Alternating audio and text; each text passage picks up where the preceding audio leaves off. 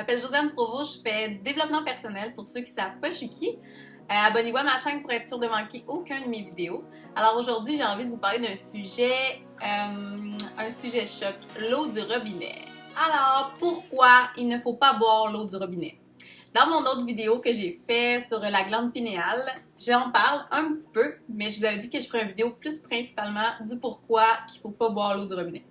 Alors, je m'explique. L'eau du robinet, en fait, il y a beaucoup de produits à l'intérieur. Comme vous pouvez vous en rendre compte des fois quand vous buvez une bouteille d'eau que vous achetez, puis quand vous buvez l'eau du robinet, le goût est différent.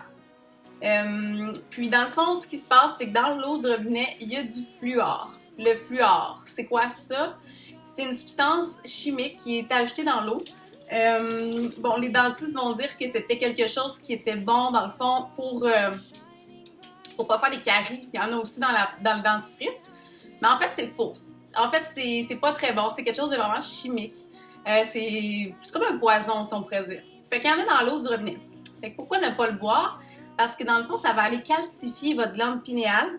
Ça va aller faire du calcium alentour de votre glande. Ça va vraiment venir l'empêcher de fonctionner.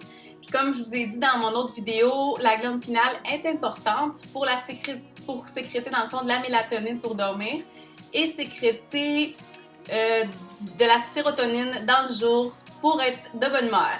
Donc, quand la glande pinéale elle est dans le fond calcifiée par toute cette eau fluorisée, ça va vraiment venir l'empêcher de faire son rôle, l'empêcher de faire les bienfaits qu'elle est censée nous procurer.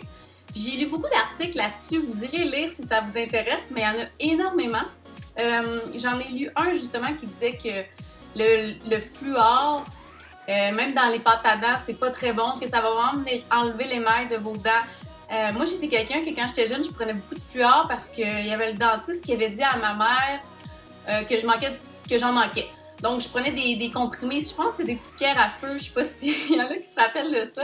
Donc, j'en mangeais vraiment beaucoup. En plus, je trouvais ça bon. Fait que moi, j'en mangeais, puis j'ai commencé à faire des taches sur mes dents, des petites taches de calcium, comme un peu.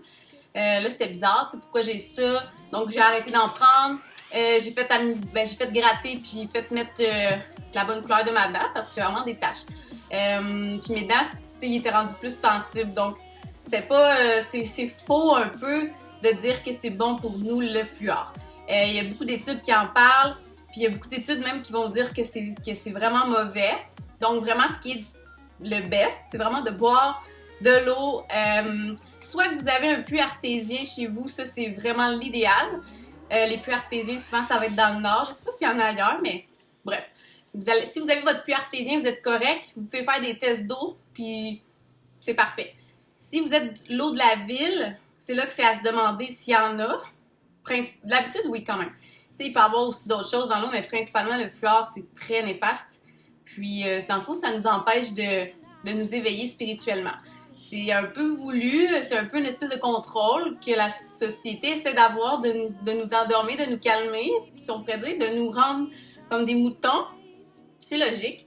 Alors, moi, dans le fond, ce que je fais, j'habite à Saint-Jérôme, dans le nord, au Québec. Donc, ce que je fais, c'est que j'achète des bouteilles d'eau. Puis vous allez même remarquer sur les bouteilles d'eau, c'est indiqué 0 ppm d'ion de fluor. Tu sais, c'est assez étrange que sur une bouteille d'eau, c'est indiqué qu'il n'y en a pas.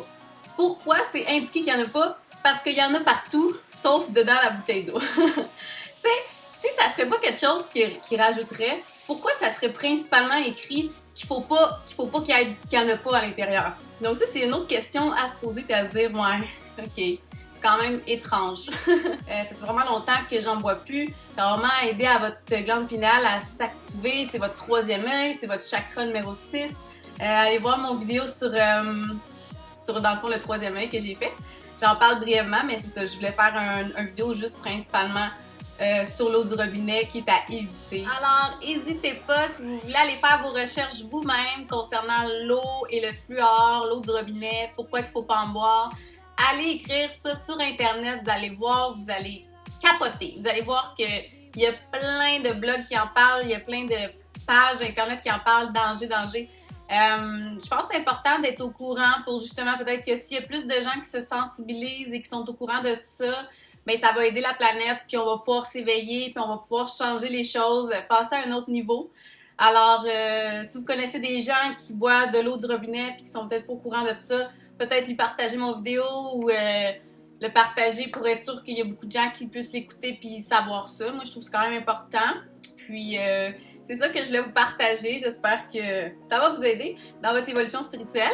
Alors, voilà. Ben, je vous remercie d'avoir écouté mon vidéo puis je vous souhaite une excellente soirée ou journée, dépendamment de quand vous écoutez mon vidéo. Show you the truth.